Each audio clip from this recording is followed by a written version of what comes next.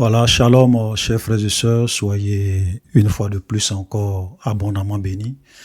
Nous sommes dans la suite de la vidéo numéro 301, donc de la vidéo précédente, où nous étions en train de voir trois doctrines. Voilà, nous étions en train d'expliquer trois doctrines importantes. La doctrine de la foi. C'est quoi la foi? Est-ce que la foi est déconnectée des œuvres? Et nous avons développé ce sujet très important dans la vidéo précédente où nous avons dit que la Bible nous enseigne que la foi est une ferme assurance des choses qu'on espère, une démonstration de celles qu'on ne voit pas. Donc, dans la foi véritable, il y a une démonstration. Donc, celui qui dit qu'il a la foi véritable qui sauve, cette foi-là doit pouvoir se démontrer par la vie de sainteté, par de bonnes œuvres qu'il pose pour la gloire de Dieu. Donc, nous avons été sauvés, ou bien nous sommes sauvés par la foi pour produire de bonnes œuvres que Dieu a préparées d'avance pour que nous les pratiquions. Donc, quelqu'un ne peut pas dire qu'il a la foi selon Dieu. Il vit dans le péché, c'est un menteur, c'est un impudique, et il dit que non, parce qu'il a la foi, il est sauvé, même s'il vit comme il veut, il est sauvé. Laisse-moi te dire de la manière la plus simple. Tu es en train de vivre une vie d'illusion. Et comme je le dis souvent, avec force, beaucoup de chrétiens vont se réveiller dans l'éternité. Et ils auront le choc de leur vie parce qu'ils ne vont pas entrer dans le royaume de Dieu. C'est la vérité. Voilà. Donc, et nous avons vu, la parole de Dieu nous dit clairement que la foi sans les œuvres, elle est morte. Et que l'homme est aussi justifié par les œuvres et non pas par la foi seulement. Pourquoi? On est sauvé par la foi. Parce que la vraie foi, elle se démontre. La foi est une démonstration des choses qu'on espère. Donc, ce en quoi tu espères, les choses qu'on ne voit pas, ce qui est dans ton cœur là, quand tu as la vraie foi, cette foi-là est aussi une démonstration des choses qu'on ne voit pas. Ce n'est pas une foi dans la bouche. C'est une foi qui produit des œuvres. Donc, on a vraiment expliqué tout ça, on est rentré dans la parole de Dieu et nous avons clarifié c'est quoi la véritable foi selon la Bible. Et donc, on devrait aussi parler, puisque c'était trois sujets, donc on a déjà parlé de la foi, et ça, je vous prie de vraiment suivre la vidéo numéro 301, parce que ce que nous allons voir aujourd'hui, c'est une suite de cette vidéo, où nous allons parler de la prédestination. Voilà, la prédestination et la doctrine du salut. Est-ce que le salut se perd? Est-ce qu'on peut perdre le salut? Parce qu'il y a des gens qui disent qu'on ne peut pas perdre le salut. Voilà. Voilà. Donc, on va voir si on peut perdre le salut et on va vous expliquer c'est quoi la prédestination. Est-ce qu'il y a des gens que Dieu a prédestinés à aller au paradis et il y a des gens que Dieu a prédestinés à aller à l'enfer? Donc, c'est quoi la prédestination selon la Bible? Donc, nous allons rentrer dans le fond de cette doctrine et nous allons vous expliquer c'est quoi la prédestination selon la parole de Dieu. Alléluia. Mais avant d'entrer dans le vif du sujet, je tenais déjà à vous faire une annonce. Nous avons reçu la conviction de créer une église en ligne.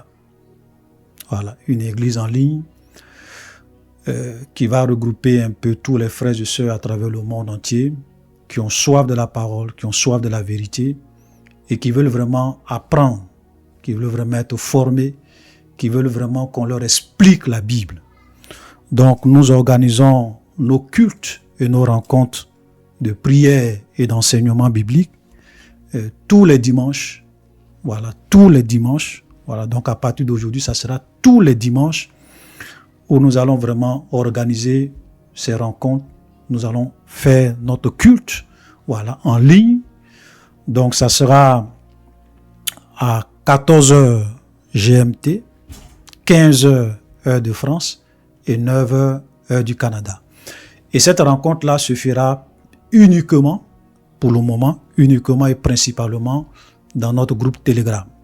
Parce que sur Telegram, nous avons la possibilité de faire des rencontres aux vidéos et audio, voilà, dans le groupe. Donc hier, nous avons organisé aussi, hier nous avons eu notre première rencontre, voilà, qui a été vraiment quelque chose de très édifiant, où nous avons réellement expliqué les règles du groupe, on a présenté un certain nombre de choses. Nous avons également, en tout cas, travaillé ou bien expliqué ou bien résolu notre premier exercice biblique, puisque on avait donné un exercice biblique, voilà, qui était des passages à lire, des passages à expliquer, à comprendre. Donc, tous ceux qui étaient là, ça a été vraiment très bien, très enrichissant, voilà, où nous avons partagé ensemble dans la communion fraternelle c'est ce moment. Donc, nous allons le faire désormais, ça sera tous les dimanches, et nous voulons vraiment rassembler tous les enfants de Dieu qui ont soif de la parole. Parce que il y a beaucoup de frères aujourd'hui qui ne savent plus où aller, ils ne savent plus dans quelle église partir, donc ils sont souvent chez eux à la maison, ils font des cultes avec leurs enfants, avec leur famille. Donc nous voulons, au travers de cette église en ligne que nous avons appelée Église de la vérité biblique, voilà, Église de la vérité biblique, donc c'est une église en ligne et qui n'est affiliée à aucune dénomination, c'est pas une dénomination, voilà, donc c'est simplement un groupe, un ensemble de frères et de sœurs qui ont soif de la parole et qui veulent se retrouver autour de la parole pour réellement vivre la vérité et expérimenter la vérité, comprendre la vérité qui les affranchira. Donc, cette rencontre, comme je le dis, aura essentiellement lieu dans notre groupe Telegram. Donc, je vous invite, pour ceux qui le souhaitent, c'est pas forcé. Comme je le dis, nous ne forçons personne, ok?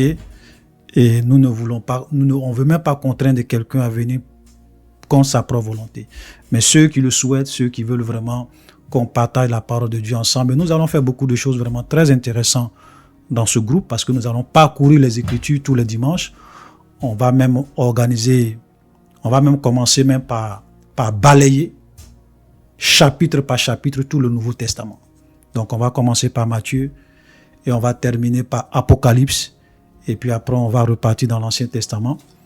Mais donc l'objectif, ça sera vraiment d'expliquer la parole de Dieu aux enfants de Dieu pour que les gens puissent connaître la vérité. Comme Jésus l'a dit, vous connaîtrez la vérité et la vérité vous affranchira. Donc tous ceux qui veulent faire partie de cette belle aventure, voilà, que le Seigneur nous a mis à cœur d'entreprendre, nous vous invitons à nous rejoindre sur notre groupe Telegram Vérité Biblique TV. Donc je vais mettre le lien dans cette vidéo, en description de cette vidéo, pour que tous ceux qui le souhaitent, vous puissiez intégrer le groupe Telegram. Donc pour intégrer le groupe Telegram, c'est comme WhatsApp. Donc il faut d'abord télécharger l'application Telegram, voilà, et puis configurer ce qui doit être configuré, puis ensuite cliquer sur le lien depuis votre téléphone pour pouvoir intégrer le groupe, voilà, le groupe Telegram. Donc je vais aussi mettre le lien de notre groupe WhatsApp pour ceux aussi qui le souhaitent. Vous pourrez aussi intégrer notre groupe WhatsApp, mais sauf que, et ça je tenais à le préciser, sauf que nos rencontres, nos cultes en ligne se feront uniquement que sur le groupe Telegram, parce que sur WhatsApp, il est vraiment impossible d'organiser des rencontres vidéo et audio de plus de 256 personnes. Voilà. Donc, vous voyez qu'on est vraiment limité. Donc, nous allons plutôt faire cela sur Telegram. Voilà. Donc, c'est l'annonce que je voulais faire. Voilà. Donc, ceci étant dit, nous allons revenir à notre sujet. Donc, nous allons aujourd'hui, dans cette vidéo, comme je l'ai dit tout à l'heure, parler de la prédestination.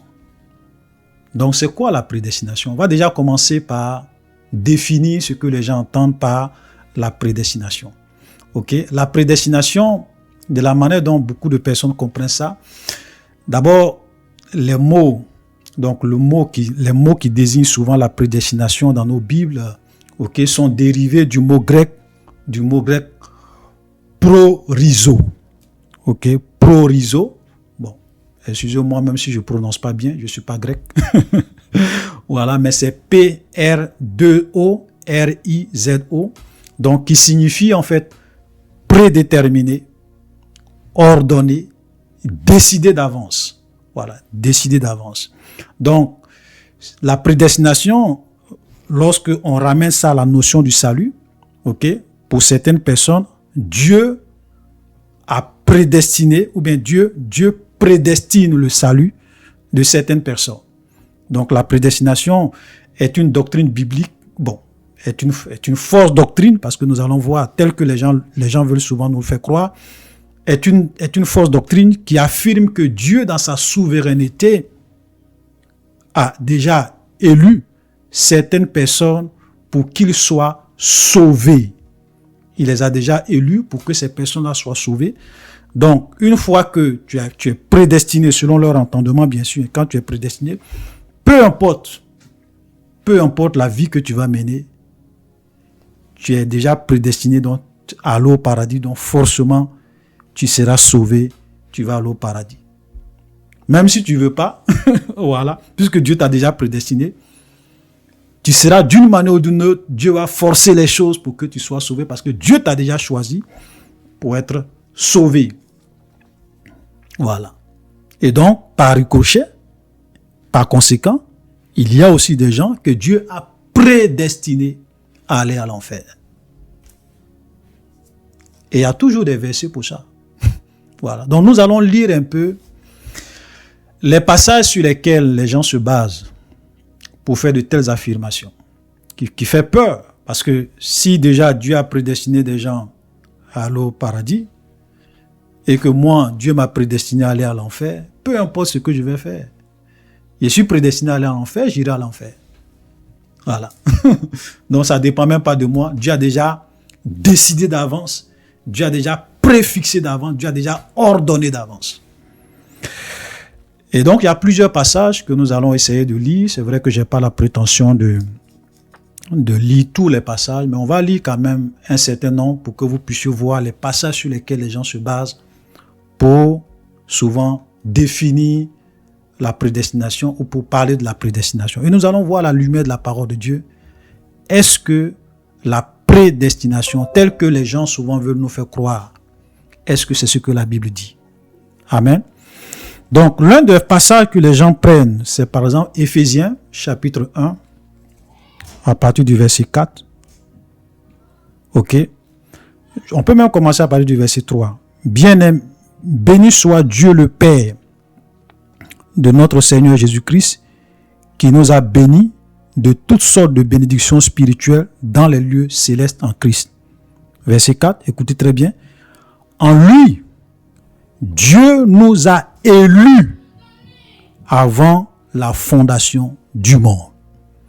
Donc là, ce verset-là dit que Dieu nous a élus avant la fondation du monde. Donc, avant même que moi, je ne naisse, ou toi, que tu ne naisses, Dieu, ceux qui doivent être sauvés, Dieu les a déjà élus avant la fondation du monde. Dieu a déjà porté son choix sur eux. Dieu les a déjà sélectionnés. Dieu les a déjà élus, choisis, avant même que le monde ne soit, avant même que le monde ne soit créé. Pour que nous soyons saints et irrépréhensibles devant lui.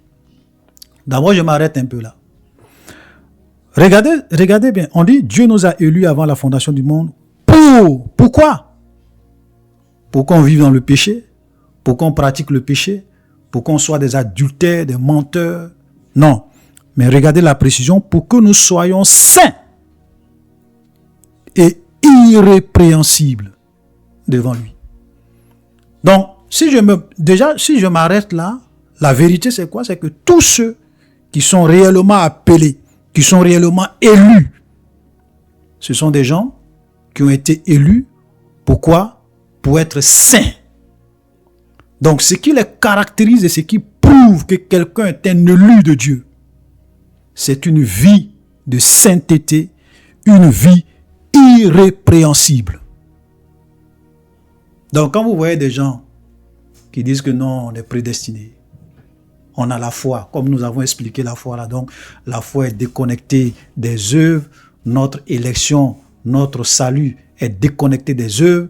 Je peux vivre comme je veux, être un impudique, adultère, fornicateur et être élu de Dieu. Laisse-moi te dire encore, tu es en train de vivre dans l'illusion. Parce que les élus de Dieu, ceux qui ont été élus avant la fondation du monde, nous allons expliquer ça tout à l'heure, c'est quoi être élu avant la fondation du monde. Ils ont été élus avant la fondation du monde pour être saints, pour que nous soyons saints et irrépréhensibles, irréprochables. C'est pour cela que Dieu est clair. Vous seriez saints, car je suis saint. L'une des marques de tout vrai chrétien, c'est une vie de sainteté. C'est une vie de pureté. C'est une vie irrépréhensible, irréprochable. Voici la vérité. Mais le verset 5 est très intéressant. Nous ayant prédestinés. Là, le mot sort clairement. Nous ayant prédestinés dans son amour à être ses enfants d'adoption par Jésus-Christ selon le bon plaisir de sa volonté. Voilà. Donc, la notion ici, nous avons été élus avant la fondation du monde. Nous avons été prédestinés, ok, dans son amour à être ses enfants d'adoption. Donc, la notion de la prédestination. Il y a aussi d'autres passages que je vais lire aussi. Voilà.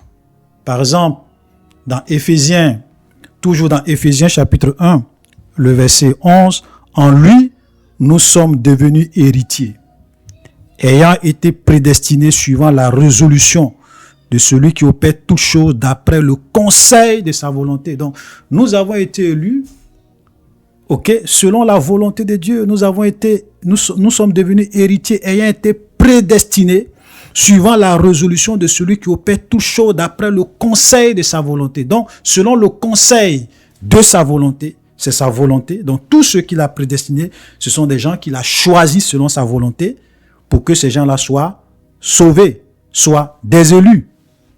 On est d'accord? C'est ce qu'on voit ici.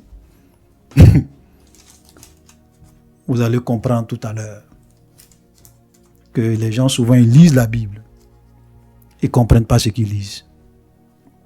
Alléluia. Donc, je vais continuer avec d'autres tests parce qu'il faut que je vous donne ces tests-là pour que vous sachiez quels sont les passages que les gens prennent souvent pour défendre leur doctrine. 1 Pierre chapitre 1, le verset 1 Pierre chapitre 1, verset 19 à 20. Mais par le sang précieux de Christ, comme d'un agneau sans tache et sans défaut et sans tache, prédestiné avant la fondation du monde. Donc nous avons lu tout à l'heure, élu avant la fondation du monde. Ici c'est prédestiné avant la fondation du monde et manifesté à la fin des temps à cause de vous. Mais j'aimerais déjà dire à ceux qui souvent prennent ce passage, parce que il y a des gens qui prennent ce passage pour dire il s'agit de nous. C'est-à-dire que 1 Pierre chapitre 1 verset 19 et 20, la prédestination ici on parle des chrétiens. Lisez la parole de Dieu correctement. Ok? Parce que la prédestination ici, quand on dit mais par le sang précieux, peut-être que je vais, excusez-moi, on va lire, parce qu'il faut qu'on lise pour que les gens comprennent. Et vous allez souvent voir comment les gens, souvent, quand ils lisent la Bible, malheureusement, ils ne font pas attention. C'est pour cela qu'il faut vraiment lire la parole de Dieu doucement et comprendre les mots et ce que nous lisons et aussi dans son contexte. Regardez, je vais commencer à lire à partir du verset 18. Sachant que ce n'est pas par des œuvres, ce n'est pas par des choses périssables, par de l'argent ou de l'or, que nous avons été rachetés de la vaine manière de vivre, que vous avez été rachetés de la vaine manière de vivre que vous aviez hérité de nos pères, mais par le sang précieux de Jésus-Christ, comme d'un agneau sans tache et sans défaut, prédestiné avant la fondation du monde et manifesté à la fin des temps à cause de nous. Donc, qui est prédestiné ici? Qui a été prédestiné avant la fondation du monde et manifesté à la fin des temps? Ici, c'est le Christ. C'est l'agneau de Dieu. C'est Jésus-Christ. Ici, on n'est pas en train de parler des chrétiens, des enfants de Dieu. On est d'accord? C'est vrai que dans Éphésiens, ce que nous avons lu, ça, ce sont les chrétiens. Mais ici, on dit que le Christ, le sang précieux de Christ, on dit, mais par le sang précieux de Christ, comme d'un agneau sans défaut et sans tache, prédestiné. Donc c'est l'agneau, c'est le Christ qui a été prédestiné avant la fondation du monde et qui a été manifesté à la fin des temps à cause de vous, à cause de nous les chrétiens. Il faut qu'on soit clair. Voilà, parce que quand vous êtes en train de lire la Bible, lisez la parole de Dieu avec précision. Voilà, donc là, celui qui est prédestiné ici, c'est le Christ, c'est l'agneau de Dieu.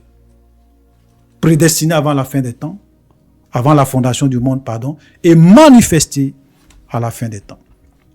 Donc là aussi, on voit la notion de la prédestination. Apocalypse chapitre 13, le verset 8, « Et tous les habitants de la terre l'adoreront. » Et là, on parle de la bête.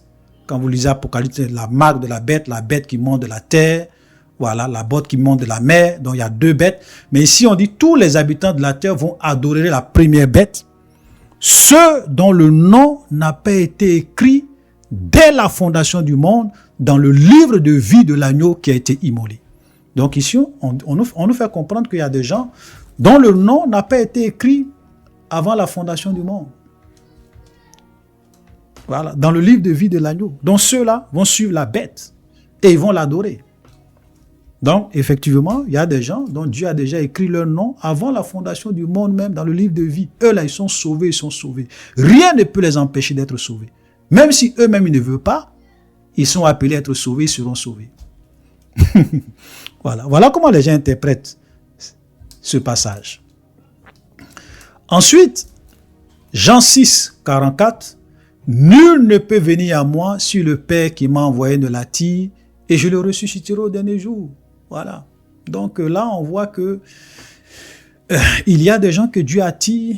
Voilà. Selon souvent toujours leur interprétation, il y a des gens que Dieu attire. Donc ceux qui viennent à Jésus, ceux qui sont sauvés, ce sont des gens que Dieu attire. Donc si Dieu ne t'attire pas, si tu sais que tu n'as pas été prédestiné, tu ne peux jamais être sauvé, tu ne seras pas ressuscité au dernier jour. Et un autre passage que les gens aiment souvent utiliser, Jean 10, verset 28, là pour parler par exemple du salut éternel, pour dire qu'on ne peut pas perdre le salut. Ok? Mes brebis entendent ma voix, je les connais et elles me suivent. Bon, ça c'est le verset 17, mais le verset 28 dit ceci, je leur donne la vie éternelle, elles ne périront jamais. Jésus est précis. Il parle de ses brebis et il dit, je leur donne la vie éternelle et mes brebis ne périront jamais. Et regardez, il enfonce le clou encore pour dire, personne ne les ravira de ma main. Voilà, pour dire que lorsque tu es sauvé, tu ne peux plus jamais perdre le salut. Une fois que tu es prédestiné, personne ne peut te séduire, tu ne peux jamais te perdre, tu es prédestiné, on ne peut jamais perdre le salut. Puisque Jésus a dit, personne ne les ravira entre mes mains. Et Jésus, il a encore dit, elles ne périront jamais, jamais, jamais. Voilà, donc peu importe la vie que tu mènes, tu ne peux pas périr. Voilà. Donc, vous voyez, il y a vraiment beaucoup de passages. Hein. Je n'ai pas la prétention ici de lire tout, mais vous pourrez aussi lire Romains chapitre 11, parce que dans Romains chapitre 11, on parle d'Israël en rapport avec l'élection de Dieu. Voilà, ils sont élus. Par exemple, quand tu lis Romains chapitre 11, le verset 5, on dit, de même aussi dans le temps présent, là on parle des enfants d'Israël, des 12 tribus d'Israël, de même aussi dans le temps présent, il y a un reste selon l'élection de la grâce. Donc quand vous lisez tout le chapitre 11, il y a la notion de l'élection, il y a la notion de la grâce qui vient. Romains chapitre 9 aussi, que vous pouvez lire, hein, voilà, qui est vraiment aussi Romains chapitre 9, que beaucoup de personnes utilisent. Et quand ils lisent Romains chapitre 9, ok, là souvent on te parle de Jacob, Dieu fait miséricorde à qui il veut, Dieu endurcit qui il veut. Vous savez, je vais lire quand même, parce que c'est important, Romains chapitre 9. Je vais lire parce que ce sont des passages que les gens peuvent facilement vous citer.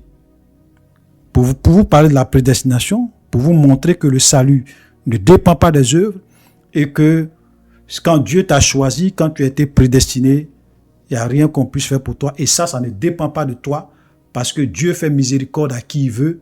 Il endurcit qui il veut. On va lire un peu ce texte qui est très intéressant. On va commencer à lire à partir du verset 11. Mais vous pourrez, si vous avez le temps, lire tout le chapitre. Ok. Romains chapitre 9 à partir du verset 11. Car quoique les enfants ne fussent pas encore nés, là on te parle de Jacob et d'Ésaü. Voilà, Ésaü. Quoique les enfants ne fussent pas encore nés, et qu'ils n'eussent fait ni bien ni mal, afin que le dessein d'élection de Dieu subsistât, sans dépendre des œuvres, et par la seule volonté de celui qui appelle, donc par la seule volonté de Dieu, il fut dit à Rebecca, l'aîné sera assujetti au plus jeune, selon qu'il est écrit, j'ai aimé Jacob et j'ai haï Ésaü. Que dirons-nous donc? Y a-t-il en Dieu de l'injustice? Loin de là. Car il dit à Moïse, je ferai miséricorde à qui je fais miséricorde, j'aurai compassion de qui j'ai compassion. Ainsi donc, cela ne dépend ni de celui qui veut, ni de celui qui court, mais de Dieu qui fait miséricorde. Car l'Écriture dit à Pharaon, je t'ai suscité à dessein pour montrer en toi ma puissance, afin que mon nom soit publié par toute la terre. Ainsi, il fait miséricorde à qui il veut et il endurcit qui il veut. Waouh! Dieu fait miséricorde à qui il veut, il endurcit qui il veut. Et lorsque nous étions en train de faire l'étude sur l'histoire des enfants d'Israël, on a parlé. Lorsque Dieu a dit à Moïse, je vais endurcir le cœur de Pharaon. On a eu à expliquer qu'est-ce que cela voulait dire. Est-ce que Dieu prend plaisir à endurcir le cœur de Pharaon, des gens? Qu'est-ce qui s'est passé? On a expliqué. Ok? Donc quand les gens lisent ça comme ça, ils vont dire, ah oui, Dieu endurcit qui il veut, Dieu fait miséricorde à qui il veut. Donc si tu es prédestiné, tu es prédestiné. Faites attention. Alléluia. Faites attention.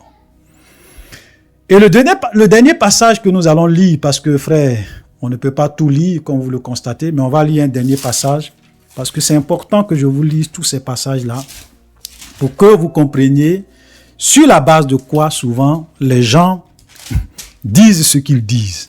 Voilà. Romains chapitre 8. Romains chapitre 8, qui est très intéressant aussi.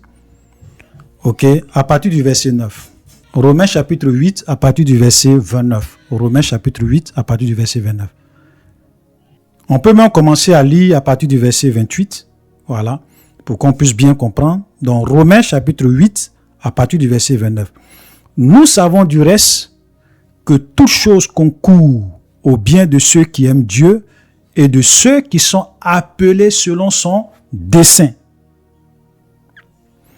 Car ceux qu'il a connus d'avance, il les a aussi prédestinés à être à l'image de son Fils. Donc la Bible dit que ceux que Dieu a connus d'avance, il les a aussi prédestinés à être à l'image de son Fils. Afin que son Fils fût le premier-né entre plusieurs frères. Verset 30, qui est très intéressant. Et ceux qu'il a prédestinés, il les a aussi appelés. Et ceux qu'il a appelés, il les a aussi justifiés. Et ceux qu'il a justifiés, il les a aussi glorifiés. Je reprends ce passage. Et ceux qu'il a prédestinés, il les a aussi appelés.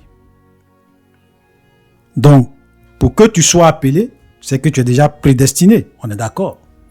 Et ceux qu'il a appelés, il les a aussi justifiés. Et ceux qu'il a justifiés, il les a aussi glorifiés. Alléluia. Donc, voilà des passages que les gens lisent pour justifier leur doctrine de la prédestination. Et par exemple, quand vous lisez Romains chapitre 8, le verset 30, vous pourrez vous dire, ah, donc tout ce que Dieu a prédestiné, Dieu les appelle eux tous. Et tout ce que Dieu appelle, Dieu les justifie tous. Et tout ce que Dieu justifie, Dieu aussi les glorifie. C'est ça? Voilà.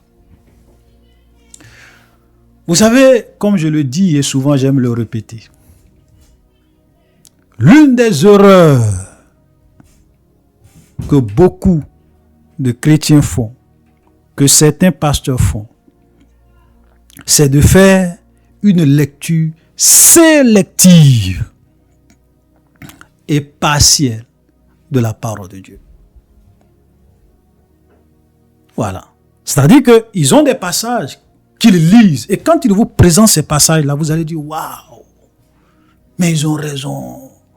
Ce qu'il dit est juste, c'est correct, c'est biblique. » Oui. Ça donne tout l'air. Mais en réalité, ce n'est pas toute la vérité. Comme je le disais dans la vidéo numéro 301, j'ai dit que il y a des doctrines dans la Bible. Il y a des sujets dans la Bible.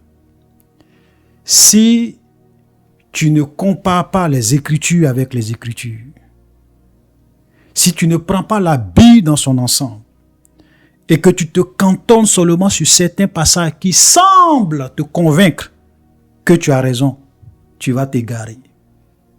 Et ça, c'est souvent la source de beaucoup d'hérésies, de beaucoup de confusion, de beaucoup de mensonges et de manipulations. Il y a des vérités, comme je le disais dans la vidéo numéro 301, c'est un peu comme un billet de banque. Vous avez, quand vous prenez un billet de banque, vous avez deux faces.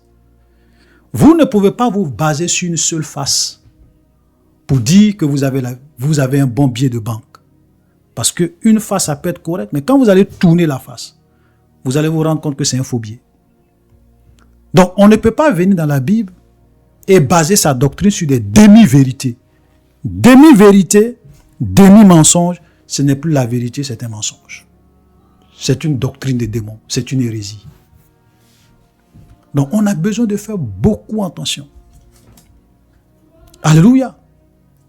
On a besoin de réellement voir toutes les facettes d'une même vérité pour être dans l'équilibre et dans la vérité. Alléluia. Je vais lire un passage qui va peut-être, que peut-être beaucoup de personnes savent déjà. Matthieu 22, le verset 14. Regardez ce que Jésus lui-même dit. Car il y a beaucoup d'appelés, mais peu d'élus. Ah, mais ça, c'est bizarre. Puisque Romains nous dit, tous ceux qu'il a prédestinés, il les a aussi appelés. Tous ceux qu'il a appelés, ceux qu'il a prédestinés, il les a aussi appelés. Et ceux qu'il a appelés, il les a aussi justifiés. Et ceux qu'il a justifiés, il les a aussi glorifiés. Et là, nous voyons Jésus qui dit, il y a beaucoup d'appelés. Donc, beaucoup d'appelés, alors que pour être appelé, c'est que tu es prédestiné. Selon Romains, chapitre 8, le verset 30. Ceux qu'il a prédestinés, il les a appelés. Là, Jésus te dit, il y a beaucoup d'appelés, beaucoup de prédestinés, mais il y a peu qui sont élus. Ouais, comment ça? Comment cela est possible? Comment? C'est pour cela que, frère, vous voyez, la Bible s'interprète elle-même. Donc là, nous voyons que tu peux être appelé et ne pas être élu. Tu peux être appelé, tu peux être prédestiné et finir à l'enfer. Pourquoi je le dis? Parce que le contexte, quand vous lisez le contexte dans lequel Jésus a dit, il y a peu d'appelés, quand vous prenez le contexte dans lequel Jésus a dit, il y a beaucoup d'appelés, peu d'élus, il est en train de parler d'une parabole. Donc le contexte dans lequel Jésus, et lorsque nous lisons, nous voyons que le contexte dans lequel Jésus parle et dit qu'il y a beaucoup d'appelés, mais peu d'élus, c'est dans le contexte de la parabole des noces. Et dans cette parabole, Jésus nous parle d'un roi qui a organisé des noces pour son fils. Et le fils ici, c'est qui? C'est Jésus. Le roi ici, c'est qui? C'est le Père. C'est Dieu le Père. Ok, qui organise les noces pour son fils. Ok, dans la parabole. Et là, il envoie ses serviteurs aller appeler ceux qui étaient invités aux noces. Donc, ce sont des gens qui ont été appelés. On va les appeler. OK? Donc, ils étaient prédestinés. On va voir tout à l'heure c'est quoi la prédestination. Ils étaient prédestinés à venir aux noces. Mais qu'est-ce qui se passe? Celui-là se lève, j'ai mon champ. Celui-là se lève, j'ai ceci. Et ils vont refuser de venir. Et donc le roi, quand il vient, qu'est-ce qu'il fait?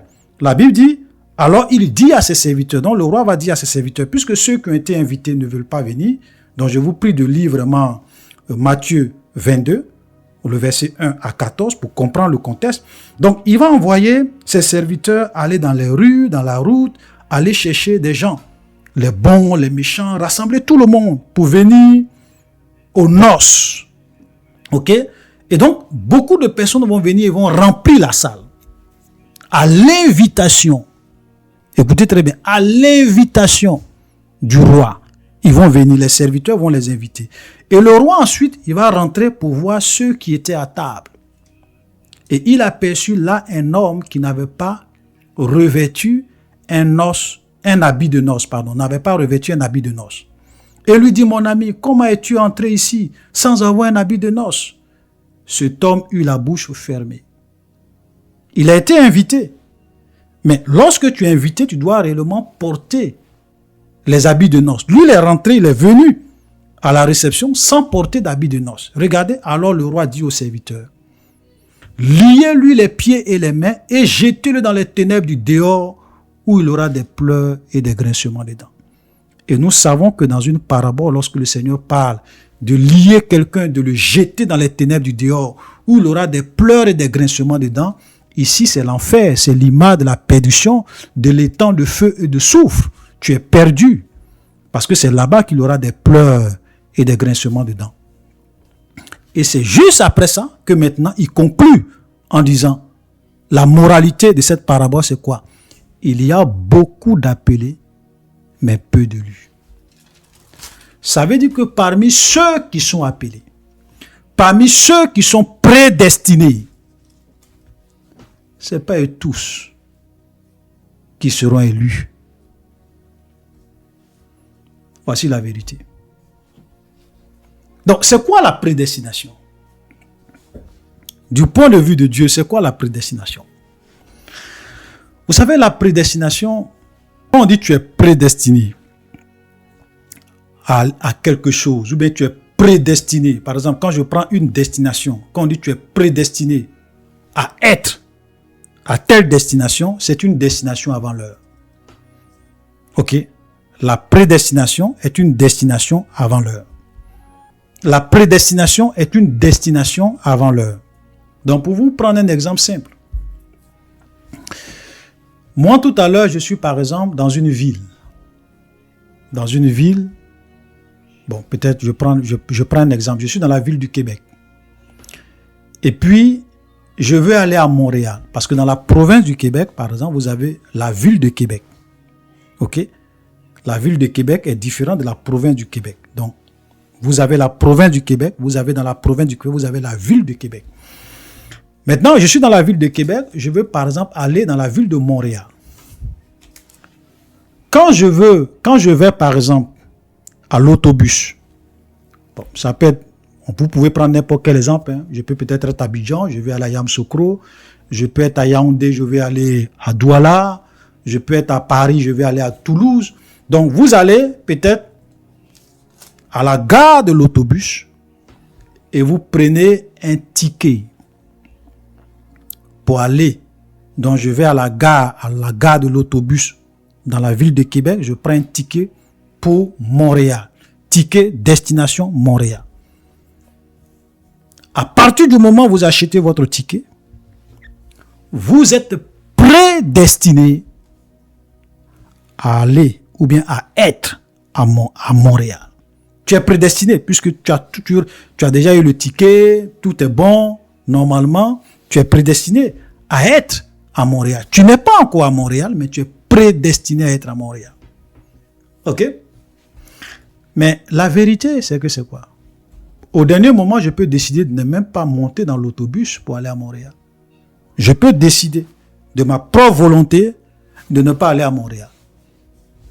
Le chauffeur de l'autobus ne va pas me forcer à monter dans le bus parce que j'ai acheté un ticket.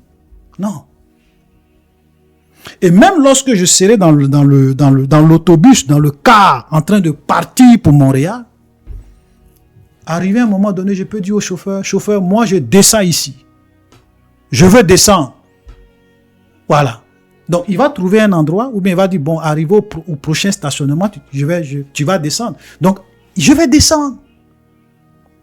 Le chauffeur ne va pas me forcer, malgré ma volonté, à être à Montréal. Même si je suis prédestiné à être à Montréal. Non. Donc pendant que la voiture est en train de passer, je peux voir une très belle femme. Une très belle femme qui se met au bord de la route. Et qui me dit, descends, qui me fait ça. Viens. Viens me prendre, je suis à toi. Viens. Et si je suis un coureur de jupons, que j'aime ça, qu'est-ce que je fais? Je peux demander au chauffeur, chauffeur, moi je descends ici.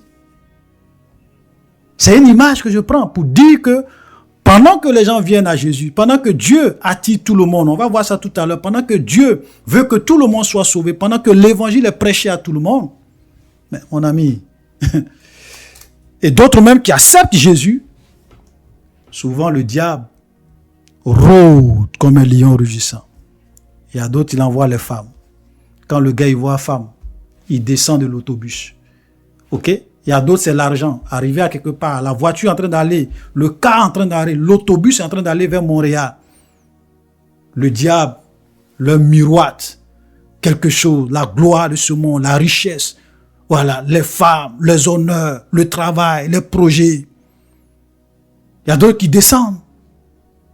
Il y a d'autres qui descendent du car. Et le car continue. Donc, ce qui fait que sur peut-être 100 personnes qui étaient prédestinées à aller à Montréal, ou bien à arriver à Montréal, sur les 100 personnes, peut-être qu'il y a 20 personnes qui arrivent à destination. Frère, voici une image de la prédestination biblique.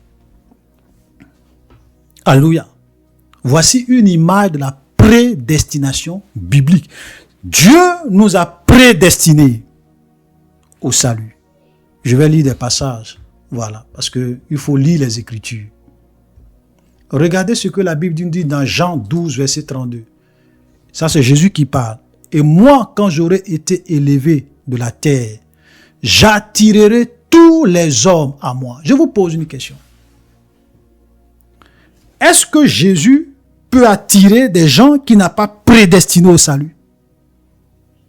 Est-ce que Jésus peut attirer des gens qui n'a pas prédestinés à être sauvés? Ou bien est-ce que Jésus peut prédestiner des gens qui ne veulent pas qu'ils soient sauvés? Mais ici, Jésus dit, quand je serai élevé, je vais attirer tous les hommes à moi. Pourquoi? Regardez le passage qui suit. Ok? 1 Timothée chapitre 2, le verset 3 à 4. Cela est bon et agréable devant Dieu notre Père. Vous pourrez lire à partir du verset 1, mais comme on n'a pas le temps, on va aller vite. Qui veut? Qu'est-ce que Dieu veut? Qu'est-ce qui est bon et agréable à Dieu devant notre Père? Qui veut quoi?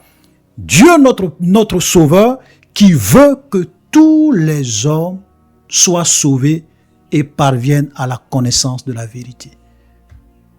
Ah non, peut-être que j'ai mal lu.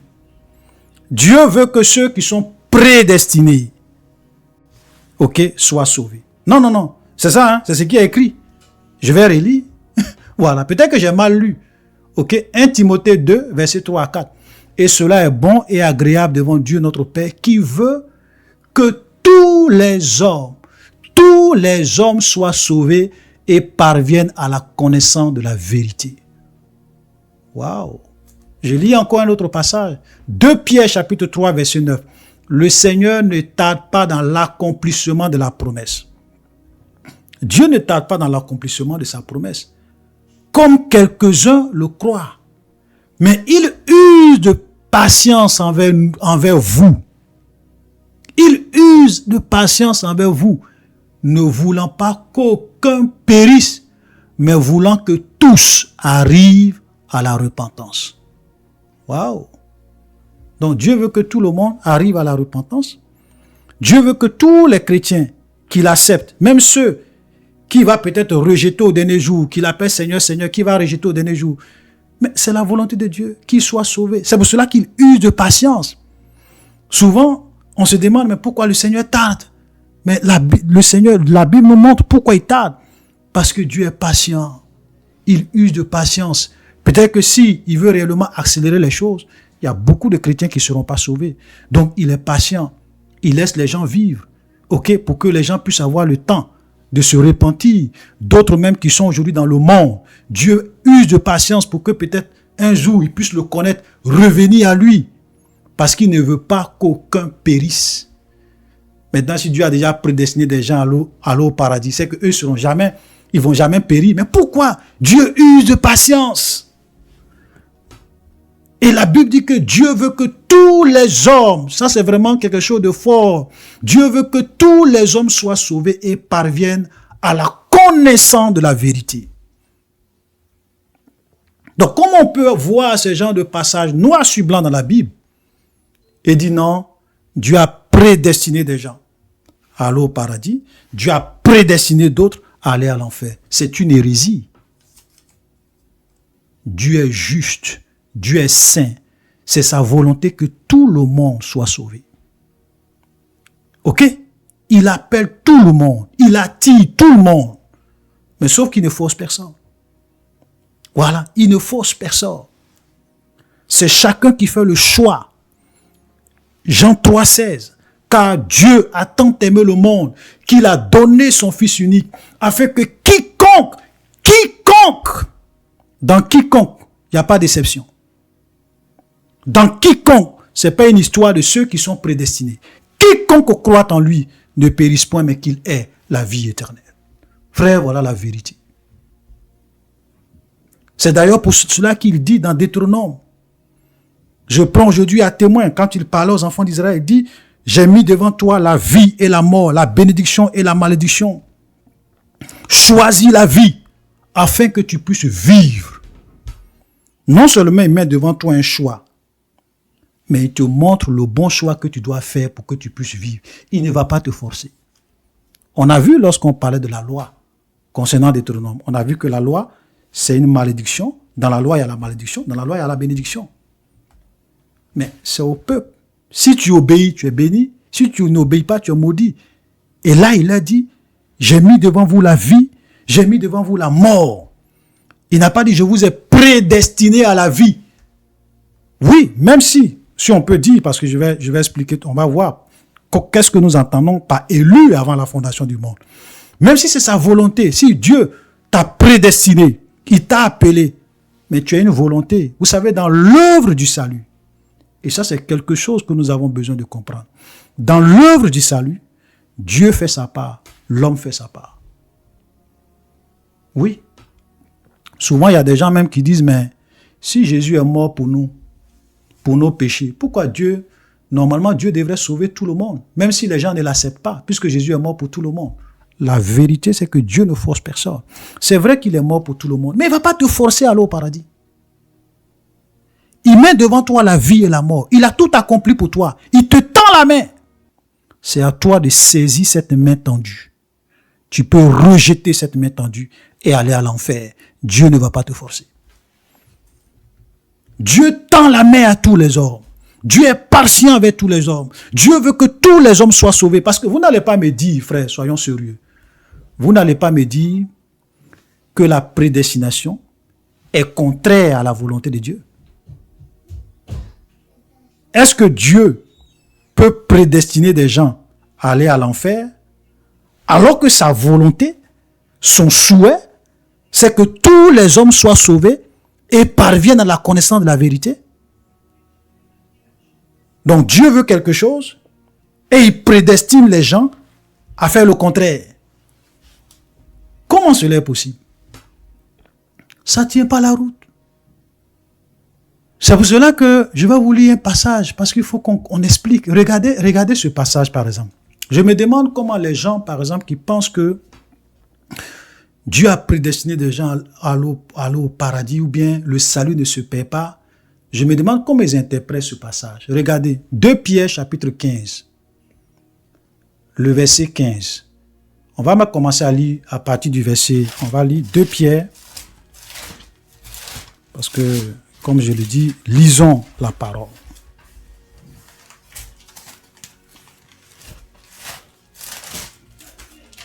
Voilà. 2 Pierre chapitre 2, à partir du verset 14. Et ici, on est en train de parler vraiment des faux docteurs. Voilà, dans ce passage, le contexte, c'est qu'on est en train de parler des faux docteurs. Ok, comme on ne va pas tout lire, on va commencer à lire à partir du verset 14. Parlant des faux pasteurs, des faux docteurs, on dit ils ont les yeux pleins d'adultère, insatiables de péché, ils amorcent les âmes mal affermies, ils ont le cœur exercé à la cupidité, ce sont des enfants de malédiction.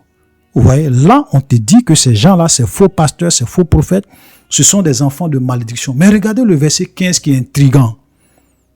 Si pour vous, on ne peut pas perdre le salut, si pour vous, quand tu es prédestiné, regardez le verset 15. Après avoir quitté le droit chemin, ils se sont égarés en suivant la voie de Balaam. Je m'arrête là. Ça veut dire que ces enfants de malédiction, ces faux docteurs, ces faux enseignants, ces faux pasteurs, ces faux prophètes, il y a plusieurs parmi eux qui ont été une fois dans leur vie de vrais chrétiens. Ils ont été sur le droit chemin. Ils ont connu la vérité. Ils ont connu le Seigneur. Parce qu'il dit, après avoir quitté le droit chemin, mais ça veut dire qu'ils étaient dans le droit chemin. Ils étaient dans le droit chemin. Ils n'étaient pas égarés. Ils étaient dans le droit chemin. Ils ont retrouvé la vérité. Ils sont sortis des ténèbres. Ils sont venus à la lumière. Mais qu'est-ce qui se passait à un moment donné dans leur parcours? Ils ont quitté le droit chemin. Ils ont été séduits. Ils se sont égarés. Qu'est-ce que cela prouve? Cela prouve, frère, qu'aujourd'hui, tu peux être dans le droit chemin. Et pendant que tu es dans le droit chemin, si tu meurs, tu vas au paradis. Pendant que tu es dans le droit chemin, tu as le salut.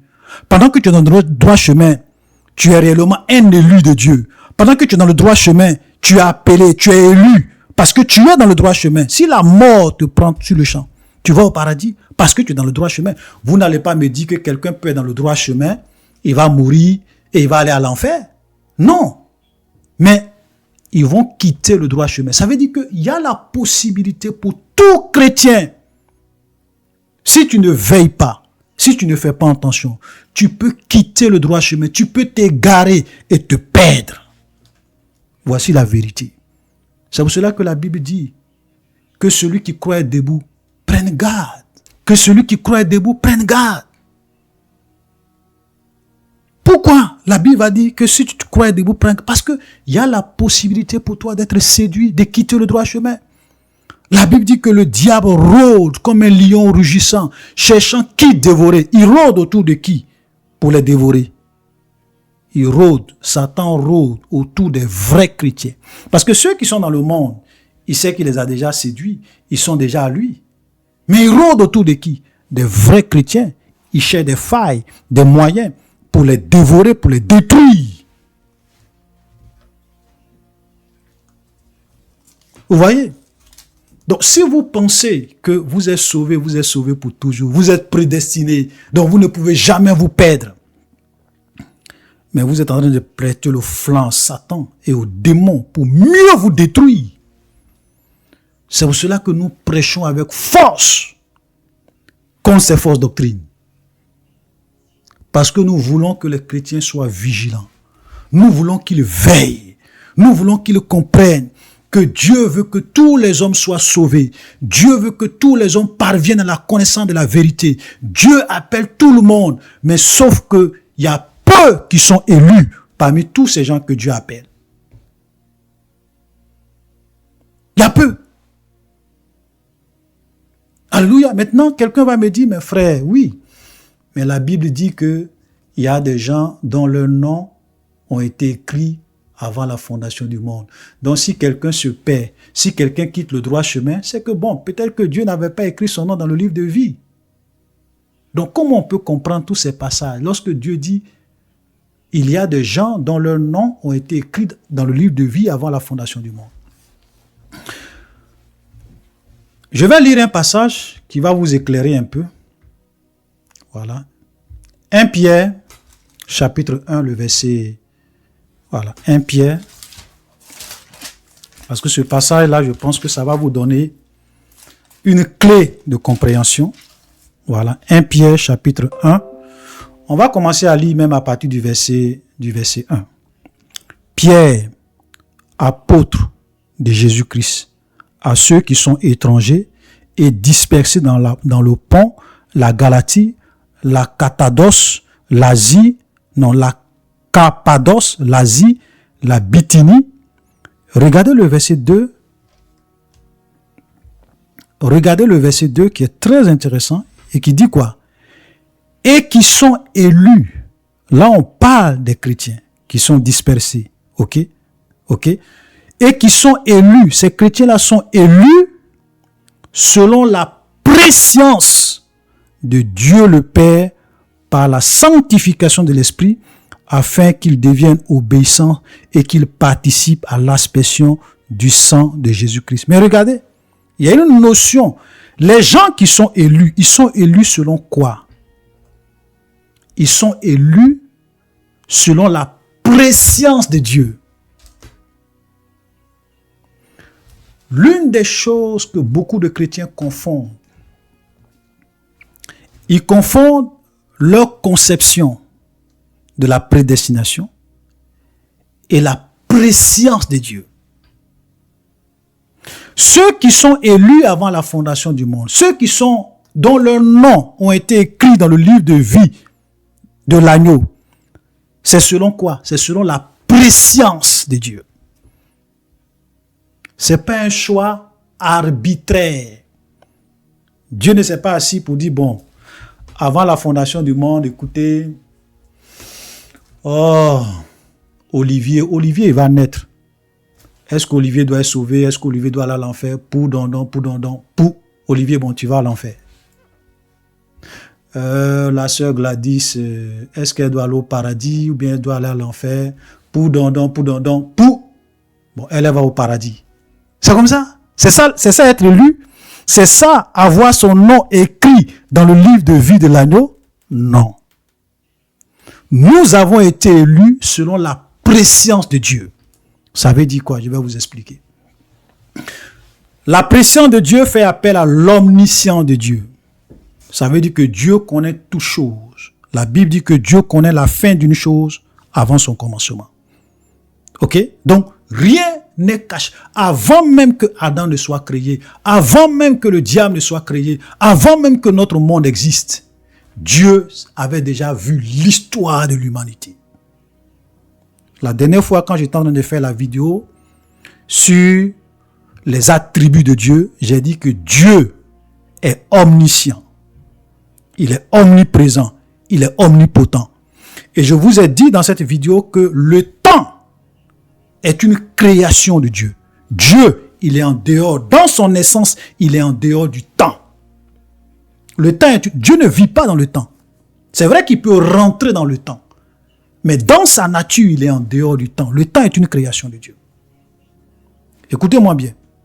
Donc, je prends une image. C'est-à-dire que avant que Dieu ne crée le monde, qu'est-ce qui s'est passé? Comme rien ne surprend Dieu, comme rien n'étonne Dieu, Dieu, dans sa préscience, il avait vu l'histoire des hommes. Si je prends une image, voilà, c'est une image que je prends pour qu'on puisse vraiment bien me comprendre. Je ne dis pas que c'est forcément comme ça que les choses sont, donc comprenez-moi bien. Donc, je prends une image. C'est un peu comme si, avant que Dieu ne crée notre monde, Dieu a regardé dans un film, comme un film. Il a vu l'histoire de chaque être humain, l'histoire de l'humanité. Même moi-même, Dieu m'a vu dans ce film. Et quand Dieu m'a vu, il a vu que j'étais né en telle année, j'ai grandi dans tel pays. Et comme Dieu veut que tous les hommes soient sauvés, il a permis à ce que ses serviteurs aillent dans la ville où moi je suis et qu'ils organisent un moment d'évangélisation à telle heure, à tel endroit. Parce que Dieu savait que j'allais passer par là et que j'allais entendre la vérité. Donc moi, je suis venu, ses serviteurs sont venus, ils m'ont annoncé l'évangile. Et Dieu a vu ce jeune homme. Et moi, j'ai accepté Jésus. De ma propre volonté. Dieu m'a attiré, Dieu m'a appelé. Il attire tous les hommes. Il envoie ses serviteurs annoncer l'évangile à tout le monde. Prêcher la bonne nouvelle. Donc Dieu m'a vu et il m'a attiré. Et moi, j'ai accepté sa main tendue. Parce qu'il ne me force pas. J'ai accepté sa main tendue. J'ai accepté Jésus comme mon Seigneur, mon Sauveur. J'ai commencé à vivre dans la vérité, à m'éloigner de tout ce qui ne le plaît pas. J'ai commencé à lire sa parole, à comprendre tout ce qu'il enseigne. Et j'ai décidé de tout cœur que je vais suivre Jésus. Et Dieu, quand il a vu mon amour, ma détermination, il m'a rempli du Saint-Esprit pour que je sois encore fort et que je puisse réellement être quelqu'un qui marche dans la sainteté irréprochable. Et par sa grâce, j'ai fini la course. Dieu a vu ça. Et il a dit, bon, ce jeune homme, je sais que durant sa vie, il va m'accepter, il va me craindre, il va m'obéir. Je vais écrire son nom dans mon livre de vie, avant même que le monde ne soit. Est-ce que vous comprenez? Nous avons été élus selon la pression de Dieu. C'est pas le hasard. Être élu selon la pression de Dieu ne veut pas dire que c'est Dieu qui a déjà tout prédéterminé, de telle sorte que je veuille, que je ne veux pas, Dieu va me forcer, je n'ai aucun rôle à jouer, je n'ai pas de volonté, je n'ai pas de libre arbitre, je vais accepter, même si je ne veux pas, Dieu va me contraindre. C'est pas ça, être élu selon la pression de Dieu. Donc, lorsqu'on dit, par exemple, dans Apocalypse chapitre 13, le verset 8, lorsqu'on dit, et tous les habitants de la terre l'adoreront, ceux dont le nom n'a pas été écrit dès la fondation du monde dans le livre de vie, dans le livre de vie de l'agneau qui a été immolé, ici, Dieu est simplement en train de nous faire comprendre qu'il est omniscient, qu'il sait toutes choses, que rien ne le tourne, que rien ne le tourne. Donc, ceux qui sont déjà sauvés, il sait déjà d'avance ceux qui vont faire le choix, en toute liberté, de le craindre, de le suivre, de l'accepter. Et parce qu'il sait tout chaud d'avance, leur nom était déjà écrit dans le livre de vie de l'agneau. Donc, il ne faut pas confondre la préscience ou bien l'élection selon la pression de Dieu, selon l'omniscience de Dieu, pour dire que Dieu a déjà tout arrêté, tout défini. Moi, je n'ai rien à faire. C'est faux. Voilà la vérité. C'est comme ça qu'il faut comprendre tous ces passages que les gens viennent lire, qui parlent de prédestination, qui parlent d'élection, qui parlent de choses. Nous avons été élus selon la prescience de Dieu. On doit faire attention, frère. Parce que ce qui est dangereux dans cette doctrine, c'est que souvent, ça peut vous amener à être dans un état où vous allez penser que, bon, peu importe la vie que je mène, tout est déjà prédéterminé d'avance. Voilà, Dieu a déjà tout planifié. C'est Dieu qui me contrôle. Je n'ai pas de libre arbitre. Donc, je suis venu dans ce monde pour jouer dans une pièce de théâtre. Parce que quand les gens vous présentent souvent la prédestination, ça vous donne l'impression que nous vivons dans un monde où chacun vient jouer sa partition. C'est-à-dire que nous sommes dans une pièce de théâtre où les rôles sont déjà prédéfinis. Et on ne peut rien contre ça. Non. C'est pas ça la matrice de Dieu. C'est pas ça. Dieu est trop saint pour réellement réglementer les choses contre la volonté des gens. Si Dieu me prédestine à aller à l'enfer, pourquoi il me juge? C'est que j'ai fait sa volonté. Pourquoi il va m'envoyer à l'enfer? Puisque tu m'as déjà programmé pour vivre dans le péché, dans le mal. Maintenant, lorsque j'ai fait pourquoi tu m'as programmé, pourquoi tu m'envoies à l'enfer? Pourquoi tu m'envoies à l'enfer? Voilà. Si Dieu a programmé des gens pour aller à l'enfer, d'autres au paradis, sur la base d'un hasard, c'est que Dieu n'est plus un Dieu impartial. C'est que Dieu n'est plus un Dieu qui ne fait acception de personne. Voilà. Là, il est partial. Il fait acception de personne. Il fait du 2 poids 2 mesures. Voilà. Il a regardé ma tête. Voilà. Dieu m'a regardé il a regardé ma tête. Il dit non, la tête d'Olivier, je n'aime pas la tête d'Olivier. Bon, toi, tu vas à l'enfer. Voilà. Tu ne seras pas écrit dans. C'est comme ça, Dieu. C'est comme ça. C'est ça la prédestination. Soyons un peu sérieux. Soyons un peu sérieux. Donc, frères et sœurs, la clé pour comprendre tous ces passages, c'est que nous avons été élus selon la préscience de Dieu le Père. C'est tout. Selon son omniscience. Il sait toutes choses. Il connaît la fin d'une chose avant son commencement. Mais cela ne veut pas dire que c'est lui qui va te contrôler comme un robot. C'est toi-même qui vas faire les choix qui vont te conduire à l'enfer. Dieu n'envoie personne à l'enfer contre sa volonté et Dieu n'envoie personne aussi au paradis contre sa volonté. Nous sommes des êtres dotés d'un libre arbitre. Et l'une des preuves les plus extraordinaires, c'est l'histoire dans le jardin d'Éden. C'est l'histoire. Dans le jardin d'Éden. Dieu a créé l'homme, il a mis l'homme devant un choix. Même dans le jardin d'Éden, il y avait l'arbre de la vie et il y avait l'arbre de la connaissance du bien et du mal. Allez-y lire Genèse. Hein. Quand vous lisez Genèse, la Bible dit qu'il y avait l'arbre de la vie au milieu du jardin et il y avait aussi l'arbre de la connaissance du bien et de la mort au milieu du jardin. Le choix était là. Parce que nous sommes des êtres dotés d'un libre arbitre. Dieu ne force personne. Dieu, c'est un gentleman. Il ne s'impose pas à toi. Il ne te force pas. Tu es libre de faire le choix que tu veux, mais il te montre les conséquences de ton choix. Le salaire du péché, c'est la mort. Alléluia. Donc, il faut vraiment comprendre.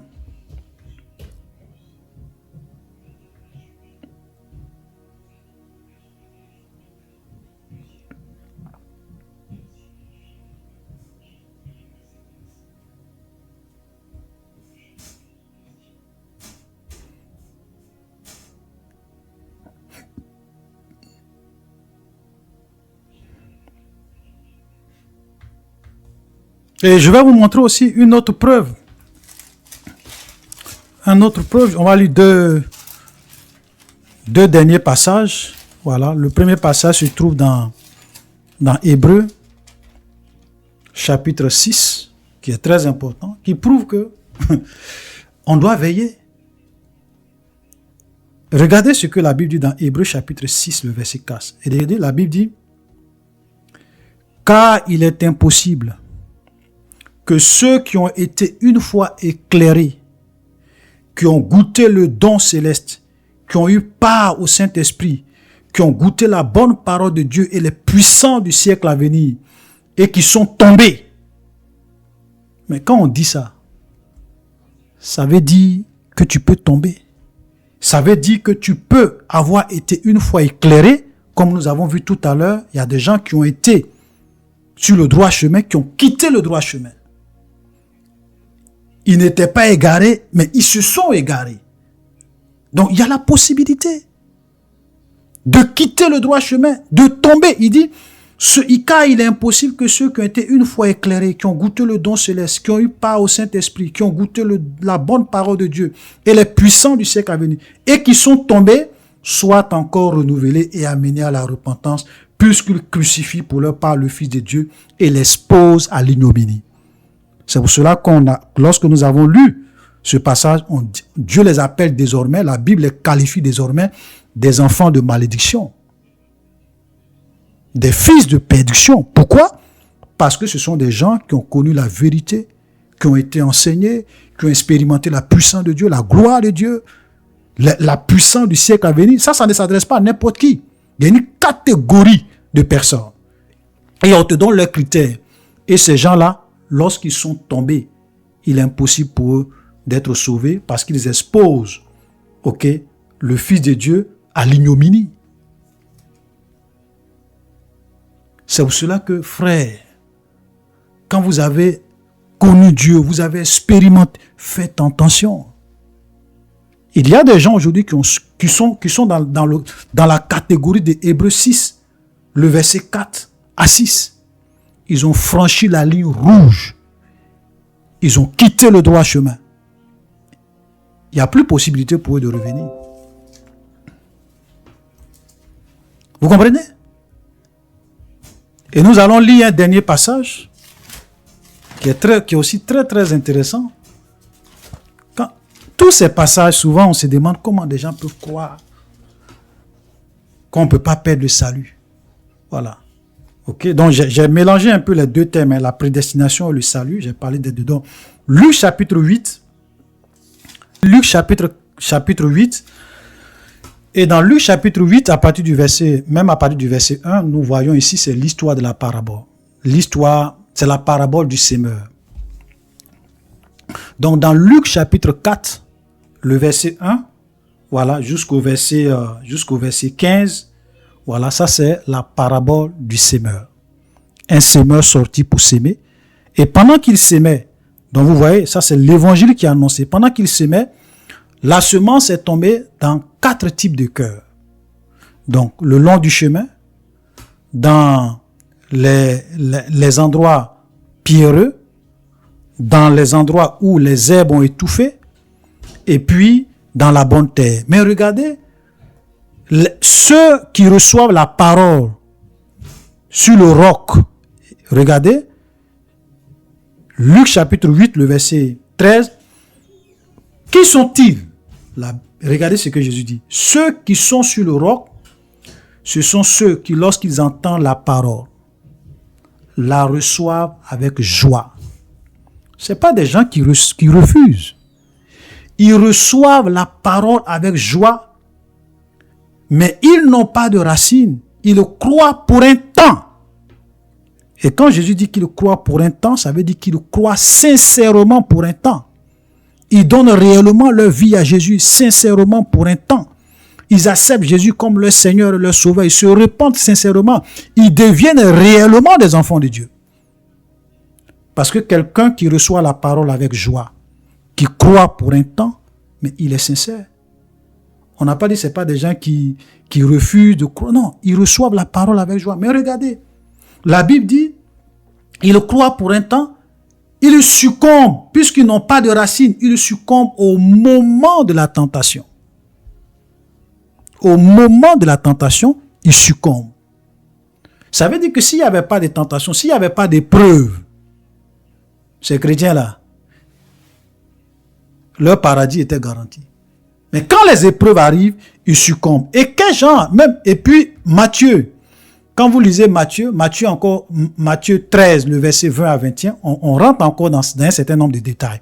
On dit, celui qui a reçu la semence dans les endroits pierreux, voilà, donc sur le roc, dans Luc, c'est celui qui entend la parole et la reçoit aussitôt avec joie. Vous comprenez? Mais regardez, ils n'ont pas de racines, mais il n'a pas de racines en lui-même. Il manque de persistance. Et dès que survient une tribulation, une persécution à cause de la parole, ils y trouvent une occasion de chute. Donc voici des gens qui croient, qui sont sincères, qui reçoivent avec joie, qui croient pour un temps. Et à un moment donné, quand il y a une tribulation, il y a une persécution qui vient à cause de la parole. Et nous savons que l'histoire de l'Église a été marquée par des persécutions où on tuait les gens. On leur disait, dites que c'est César qui est Dieu. Les chrétiens disaient non, César n'est pas Dieu. C'est Jésus qui est Dieu. On coupe ta tête. Donc, il y a des gens, par exemple, ici, ce sont des gens, par exemple, lorsque les épreuves, la persécution, les difficultés, quand on met une épée ici, on dit, bon, renonce à Jésus. Ils n'ont pas le courage. Ils disent, oui, je renonce à Jésus, je renonce à Jésus. C'est de ceux-là. Donc, des chrétiens sincères, des chrétiens qui sont appelés, des chrétiens qui ont le salut, des chrétiens qui croient sincèrement, mais lorsque les épreuves et les difficultés de la vie se présentent à eux, bye bye Jésus. Il y a beaucoup d'appelés, mais peu d'élus. Shalom, chers frères et sœurs, nous allons nous arrêter là. Et dans la prochaine vidéo, nous allons voir quelques exemples pratiques des gens qui ont perdu le salut dans la parole de Dieu. Voilà, qui étaient appelés au ministère, à l'œuvre de Dieu, à qui même Jésus a donné la puissance de chasser les démons, de guérir les malades, mais qui ont perdu le salut.